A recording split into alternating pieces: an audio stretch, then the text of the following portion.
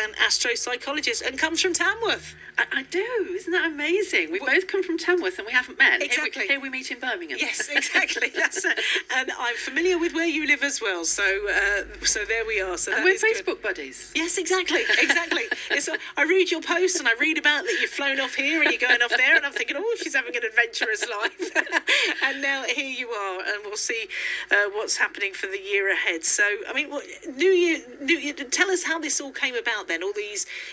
Is this the time where you can kind of like predict what's going on in the future? Is this when everybody sits down? Because this is where you get all the magazines that are printed with what's going to happen in the year ahead.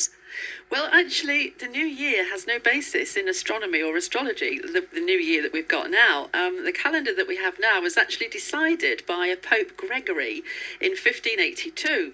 And he decided that it was going to be the way around we've got it. But previously, the new year, as decided by the Babylonians, so some 6,000 years ago, was always in March. And astrology actually has its new year in March, around the equinox, actually. So it makes more sense for us to have this March New Year. But the Americans, they were quite stubborn about this whole thing. So after Pope Gregory moved it to 1582, the Americans hung on to their March New Year right up until 1752. So it's not that long that we've been celebrating the 1st of January. And as I say, it's no basis in astrology, so it's just sort of a random thing. Right, so it's made up then, basically. It's a fake date. Okay then. So, I mean, 2019, is it going to be more of the same? It is, I'm afraid. You know, this time of the year, everybody is so excited. Oh, goodness, last year was so awful. So I do hope next year is going to be different. And actually, I looked at it and I went, oh, dear, this is going to go down like a lead balloon. Because actually, we don't seem to change any of the issues that are around us. We've still got Brexit and Trump. Things for the UK, things like facilities management. So do you remember the big Carillion bust when Carillion went into liquidation or something? So we get that kind of thing still around because our structures are being tested. Gun control in the USA keeps coming up, and then we've got the climate change, so the extreme weather around the world. So looking at that bag, that's pretty much exactly what we had last year. It just goes on. Same old. Yeah. But with Brexit, is it going to happen? I think it will happen. I'm confident it will, because I can see, looking at the UK's chart, because actually, I don't know if you know, but nations have horoscopes. Right. So the UK has a chart, and you can put the transits or the planets around that, and you can read that. So I looked at the UK's chart, and you can see the signs of changing relationships and things ending. So I do believe that we will leave the EU, and I think it will be according to the transition timetable that's already been set out. So January 2021 is likely to be the actual date when I look at the astrology. But of course, by that time, we're all absolutely fed up with it and ready to just go. Right, okay. Well, you know, it has been rumbling on for quite some time now. It's been the main topic of conversation on so many shows everywhere. But and will it be smooth, do you think? It's got the same amount of activity as it's had. So all this up and down, so, you know, the tension, the anxiety. We've had like a cultural malaise in anxiety, which has sort of been a free-floating thing. And individually, some people have felt it. But also, I think it's sort of hanging over the UK too. So we watch the ups and downs in exactly the way as we have been. There's nothing new coming. It's just, there we go. And what about Theresa May? Now her personal chart is interesting. She, in astrology, looked as if she was severely weakened just a couple of years ago, so that would be 2017. She's coming out of that now, and she is getting stronger. She gained strength, especially around the middle of the year. So I think her year is going to be considerably better than it was. Right, okay. And have you looked into Jeremy Corbyn? What's happening with him? I haven't, no. No, I haven't. Go back and do that. You have to go back and do that. And you mentioned Trump. What's occurring with him then? Now, here's an interesting one. I think he has problems with his relationships. Now, I'm talking about his interpersonal relationships, particularly around August. So I think that's one to watch for the gossip columns. He doesn't, if I may say, he doesn't really understand or excel at interpersonal skills. His talents lie more in reading larger audiences. So personal relationships have always been a weakness for him. This is the challenge for him this year, to work out his part in interpersonal relationships, and I'm afraid they won't survive this year if he doesn't sort of put considerable effort in. So how do you see all this then, Alison? I mean, what goes into looking at all these charts, and how long? Tell us a bit about how long you've been doing it for, and what led you to this point. Boyfriends, actually. Relationships. I remember when I was in my 20s and you get a boyfriend, and the first thing I'd do was pick up a book called Sun Signs by Linda Goodman, and if it was an Aquarian, I'd read it and go, oh, he's an Aquarian. Oh, is he compatible with me? Or a Scorpio? Ooh, he's a Scorpio. So it was to do with relationships, if I'm honest, and so I lived my life by horoscopes. I used to buy Patrick Walker. So eventually I was able to do a course myself, and I thought, wow, yeah, I'm going to learn how to do this so I can do it myself. And so what happens is we look at a map of the planets, basically. So it's all the planets in the solar system, so the system around the sun. And we look at the position of those and their relationship to each other. And we use empirical evidence, which has been gathered for many thousands of years. This was all started by the Babylonians, who actually gave us the week and the year and that kind of measurement, 60 minutes and an hour. They used to observe the planets and the horizon day after day after day, and we've got thousands of clay tablets with their writings on. So Venus rising at this time, making a particular angle to that planet, means the same now as it did then. Right. So that's and of course, astrology is many things. In fact, we have many astrologies. So you get the astrology where you can look at the sun signs in the magazine, but then you also get the serious stuff where you draw up a map of the position of the planets at a moment of someone's birth, and then you can use that as like a blueprint. So their whole life will be around the strengths and weaknesses and challenges in that blueprint.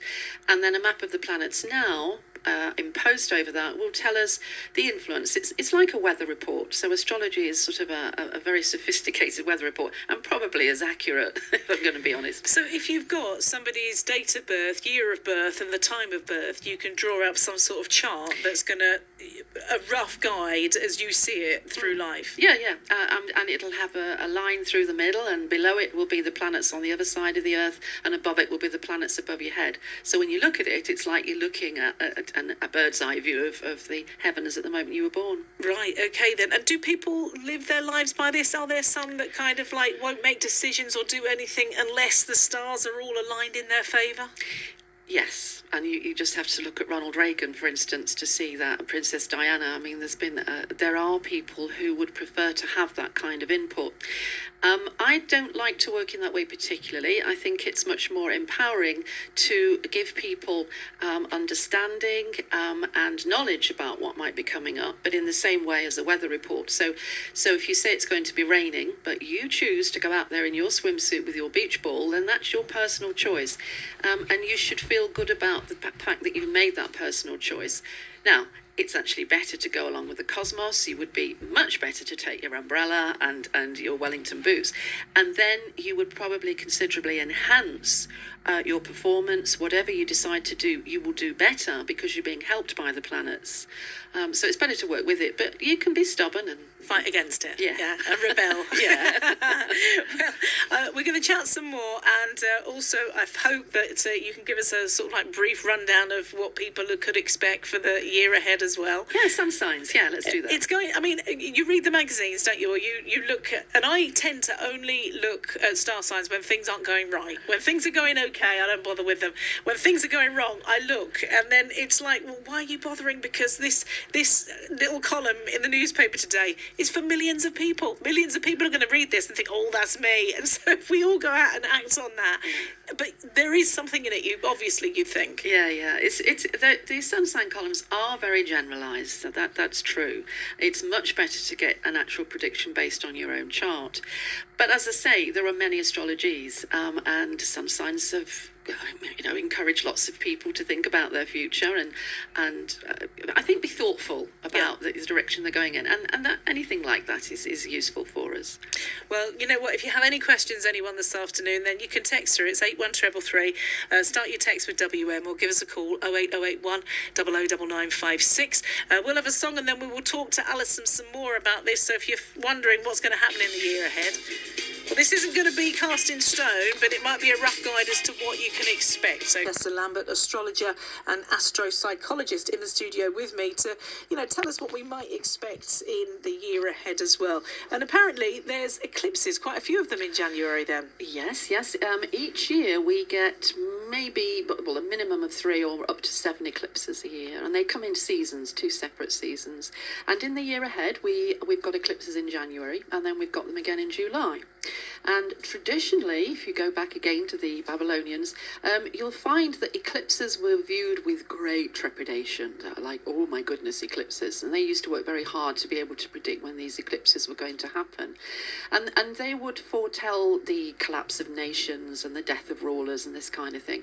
Well, we've still got the royal family in place and the UK still here, so maybe eclipses don't mean such things, but they do come with a lot of mythology, and people are still sort of like, ooh, an eclipse. So, and it's good to look at it and compare and think, oh, I wonder if that happened because of the eclipse. So.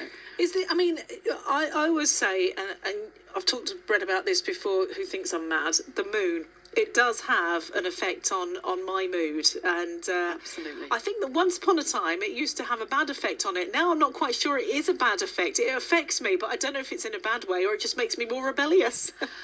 As you get older, you get wiser, obviously, and the effect of things like the moon is different. So because you're wiser, you've had a lot of the lessons that you have to have when you're young. So we're here to struggle, basically. so the struggles when we're young are the ones that we're learning and we're struggling with. And then as we get older, it's we can sort of ride out the rough patches more easily. But the moon, yes, when you think about it, it moves oceans. Yeah. So of course, it is extremely powerful. And we've heard reports as well that when there are, full moons, we've talked to nurses on the show before that say that, people are kind of like more active in the hospitals, and, extra police are put on to react to the moon. I mean, who knew that something like that was going to, get extra police out? Exactly. And I read that myself also, yes, that there are some police forces that do schedule or put on more police at a full moon, yeah. And is it a powerful time then? I think what it is it has, yes, energy. There's lots of energy and lots of focus. So we see something or we feel something that is not normally under our radar, and so it just makes us more focused and concentrated. So. Right, okay. And people that believe in crystals and the healing power of crystals, isn't that the time to recharge those as well when there's a full moon? Yeah, I'm always I'm not quite sure about that kind of thing, because the moon's always there, if you see what I mean. So it could charge any night. Yeah. So why wait for a full one?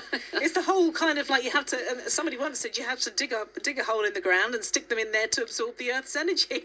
You can imagine scrabbling out under the light of a full moon, where's my crystals? Look, I need to dig them all up. I think there's a lot of belief in this. Yeah. And I think what we need to bear in mind is it's the power of the mind and what we believe. So if somebody puts their crystals out under the full moon and believes in the purity and the refreshing energies, etc., then they can actually be changing energy just with those thoughts.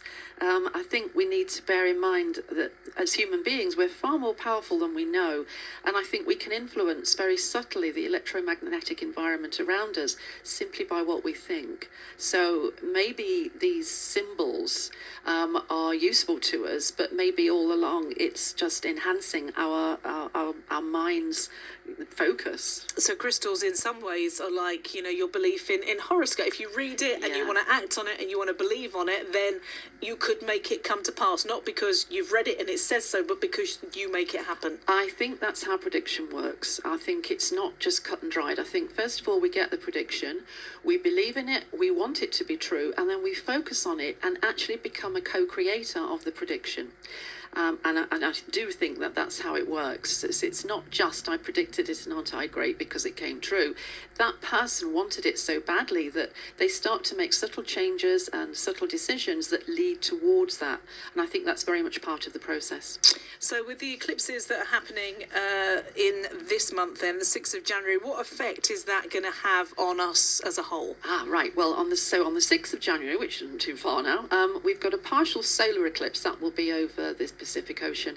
Actually, that's not going to have a huge impact on us, but I think what it will do is it will add to what is already a dreary January. So January is never a great month, is it? And I think it just adds to this whole kind of heaviness. Right, so that's not one to look forward to then. No. Anything better in the next one, which is happening on the 21st of January? Exactly, yes, right, 21st of January, a total lunar eclipse, so an eclipse of the moon. Now, this one actually hits the UK's chart, so I think we will see an effect on the UK's banks or banking system or legal system. These are represented by the planet Jupiter. The total lunar eclipse happens on top of the UK's Jupiter. So we get some kind of temporary glitch, maybe jitters in the market, for instance, but given the state of the markets now, that's hardly surprising. Exactly, yeah. And then we've got one on the 2nd of July as well. Yeah, so a total solar eclipse on the 2nd of July, not seen from the UK, again, seen from the Pacific Ocean. This one affects how the UK is seen by the outside world. Our standing in the world is altered as a nation. So this is part of the process, I think, that highlights the fact that Brexit is changing the UK. So look out for that one, 2nd of July. Something will happen which means the world sees us differently. Okay, well, when you say different, in a good way or not so good? You see, now you've discovered my secrets. I never say good or bad. Oh. I always use words like interesting. Okay, well, now that's left us hanging. Right, I feel like rolling out the EastEnders drum roll there, Alison. Right, we'll get back to this in just a tick. But I don't know if you're travelling around anywhere today. It's 12:29. Let's check your roads for you and see what's happening. What's happening? Well, it isn't what's happening, it's what could happen or where we're placed in the world, in the planets. Is that right, Alison? Yeah. Right, okay then. So, right, first of all, if you're looking at the star signs, are there some that stand out that's going to have a better year than others? Are there some that are going to have a mediocre year and are some that are going to have an uncheery year? Yes, there are, I think, actually, in comparison to how it's been for the last couple of years. So, for instance, Geminis, Sagittarians, Pisces and Virgoans, they should have a better year ahead than they have had in the past, definitely. I think they're much improved outlook. Why so, though? Why? I mean, if it's going to be improved, what's going to make it better? There is a planet called Chiron, which we call the wounded healer, from mythology, and that was going through the zodiac sign of Pisces, and as it did so, it was affecting the other three zodiac signs that form across with Pisces. So it meant that there were difficult and challenging things happening, stuff that we had to get through. Well, that planet has now moved on. It's moved on into Aries, and so consequently, that means that it's like taking a weight from the shoulders of the Pisceans and the Geminis and the Sagittarians and the Virgos. Right, so they are now kind of like weight-free and they can go forth and, embrace the year. Yeah, they don't have to do all this wounding stuff anymore. Right, okay, that's good. That's positive then. That's a good thing. So let's go through them all then, shall we? So Aries, what sort of year are they going to have? Now Aries is going to have a challenging year, but this is not a bad thing because Aries likes to have a challenging year. Like Aries likes to have a good fight, so it's the sort of year that Aries will be happy with. Right, okay, so at the end of that, they're going to think, good job, well done. Yeah. Taurus, what have we got to do? If you're a Taurian, what have you got to live life this year? Okay, I think Taurus needs to embrace change and let things go. They can be a bit stubborn, but I think this year what they should do is allow the change, and then they'll be pleasantly surprised with how it'll go. Right, okay, and Gemini? So Gemini, year ahead, should be much better than it's been, yeah. Right, okay, and Cancer, it's going to be challenging for them then, is it, in part? It is, yes. Cancer can hang on too tightly to things, especially when it comes to family members. So what Cancer needs to do this year is accept the change and allow those family members to transition. Right, and what would happen if they didn't? Well, the transition will come anyway, but they could make it easier for themselves if they facilitated the change rather than trying to hang on. Do they have a tendency to be quite stubborn? Not stubborn so much as clingy. Right, okay. I was giving you the benefit of the doubt there for a minute, but no, you cling on. Leo, what have they got coming? Oh, an up and down year, some very good months, and some where actually Leo will have no idea what's happening at all. So a bit like a cork bobbing on an ocean. Right, okay. And is there any way that Leo can make it easier on themselves? Actually, Leos tend to have a lot of confidence, so they can reach inside and get some hope and optimism from within, and that's the best way to do it. And how are we looking for Virgos? Things are going to improve for Virgos. What Virgos need to do is worry less and have a more positive outlook, and then they'll draw better things to them. You see, now when people say that, worry less, how do you stop worrying about something? It's like, don't worry about that. Well, of course I'm going to worry. It's there and I'm going to worry about it. So how do I worry less? And then if I was a Virgo, I'd worry that you told me to worry less about it, because am I worrying too much? Not enough? That in itself would make me worry. That sounds just like a Virgo. You've got some Virgo somewhere. I think Virgos need to do more mindfulness and meditation and yoga. Right, okay, Virgos, get onto that then. And Libra, another challenging for them as well. Yes, it's a challenging year. But you can get the outcome you desire if you adjust and accept change. This is another one of these sun signs, which is going to have to adjust and accept change. And then the year will be better than fighting it all the way through. Okay, and Scorpio. Now, significant others are going to go through some changes this year, and so the challenge for Scorpios is to work with it. Don't let that threaten you, and in time you'll see that these changes will be exciting and exhilarating. Okay, well, that's an intriguing one for Scorpio. They've got more going for them than poor old Sagittarius. Look, all we've got here is they're going to have a good year. Why? Do you know that Sagittarians tend not to listen to astrology? They tend not to be wanted to be guided by any prediction stuff at all. So I don't write big stuff for Sagittarius because nobody's listening except the girlfriends of the Sagittarian men. Right. Okay, then. So it will be a good year. A good year for Sag. All right, there we go. That's you written off. Look, there we paid lip service to you because you're not interested anyway. Now, Capricorn, this is, of course, the one I'm most interested in because it's me. So what's happening? Capricorn does have a challenging year as well, but it has the great potential to come up with magical stuff. But I think Capricorn has got to work with it. They've got to keep on their toes. And I think you've got to get into the front of the driving seat and take this year on. Don't just sit back and let it all happen. Get out there and do your own stuff, pick up challenges, decide that you're going to make changes yourself. Don't just let it happen to you. Right, okay, so take control. Yeah, take control. Okay, well, nobody ever lets me drive, so that's going to be a problem in itself there, isn't it, Alison? Right there. I'll have the argument about who's going to drive before I've even started on the journey. Okay, fair enough then. Right, well, watch out, everyone, I'm coming through. That's all I'm saying. An Aquarius.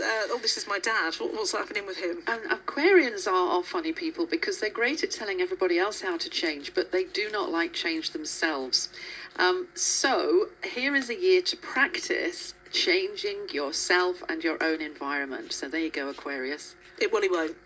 No, if this is my dad, he won't. And you are absolutely right. He's brilliant at giving advice based on what he's done or not done. Yeah. But at the end of the day, nothing changes. Exactly. It will all go on pretty much as it always has done. Exactly. And when you say that to an Aquarian, they go, oh, that's absolutely rubbish. And Pisces. Pisces, lovely, mournful Pisces. Much better than it has been in recent years. Pisces is actually a zodiac sign, a sun sign that is going to really feel the weight lift in the year ahead. A lot more relaxed, a lot less stress, a lot less woundedness. Right, okay then. So lick your wounds and it's going to be okay. And when you look at all of this, I mean, you said to begin with that when you first got wrapped up in all of this, it was because you were looking to see who you were suited with and whether or not you should be with a Taurian or whatever. Are there certain star signs that never the twain should meet? No, I don't think so. I think if you read simple astrology stuff, you'll see that written. Oh, Aquarians should never get together with a Scorpio. But in actual fact, that can be one of the most challenging, but one of the most rewarding relationships, because you're trying, and therefore you're putting down good roots. The relationship has long legs because of the struggle. You learn a lot about each other, and I think we can draw people to us who are going to give us the type of experiences that we need to have. If we didn't have relationships that challenged us, that when we would be very flaccid, sort of uninteresting people. We're all the sum total of all the people that we have had relationships with, and this makes us rich and wise and interesting and gives us fulfilling lives. Right, okay, so nothing is off limits then with regard to... With friendships, though, I mean, there are some people that will... You'll meet somebody and just get irritated by them. You don't even know them. You haven't spent any time with them. And then sometimes subsequently I've found out that they are of a particular star sign. So I think there is something in it that you have the ability, if you let it, to rub each other up the wrong way. Yeah, I mean, in psychology, we believe that when we find things that irritate us about other people, that we should look within, because those are the things that we don't like about ourselves. Right. So we tend to draw people to us who bring those irritating issues to us, and that's when we should think, I'd probably do that myself then, or I'm probably like that myself. So there's the lesson there. I think it is the cosmos, if you like, life, trying to get us to work on our rough edges, to try and get us to be wiser, more experienced, and more patient. So we learn things when we find people are irritating. We learn a lot. Really? Okay, well, I'll learn that lesson as well this year as I'm going through all these changes. I'll try and find a time whilst I'm in the driving seat, not breaking any speed limits, to look out and pick up from other people what's going on in their lives as well. So all in all, that's not a bad year for some. Yeah, I think as far as the general outlook for everybody is concerned, the first 3 months of the year ahead are the ones that have the most activity and action. So if people have got a project planned or something, get off the settee and get on with it, because the first 3 months of 2019 have a lot of activity and energy which they can use fruitfully to get on with their projects. So get out there and start it, whatever you want to start. Now, with regard to, because I mean, let's be honest, we're on the wireless and we have limited time, so this has been a brief kind of analysis of what's going to be happening in your star sign. But you do longer ones, don't you? You do personal readings. Yes, I do, yeah. Do you have a website, Yes, AlisonChester-Lambert.com, and people can contact me, and we will sit down and do the chart, and everybody is always everybody feels more happy and understanding and knows more about themselves and more at peace. It's a great process. It's wonderful. So yeah, personal readings is what I do most of the time. And is it expensive? No, I don't think so. They can have a look on my website and find out. Right, okay, there we are then. Go and find them, find Alison, and you're on Facebook as well, as we said. I am, so yeah. Just Google my name and I'll pop up. There we are. Right, well, Alison, it's been lovely. So thank you for coming in and spending, 50 minutes with us this morning. And I think I shall go. Now I know where you are, I'll be knocking on your door. Right, now about this year and about this driving seat. Give me some more. Give me more than that. But thank you very much, Alison. It's been lovely having you here with me this morning. It's been my pleasure. I've so enjoyed it. Thank you. Bless you. Right, we're going to do superstitions. So if you've got any of those that you hold on to.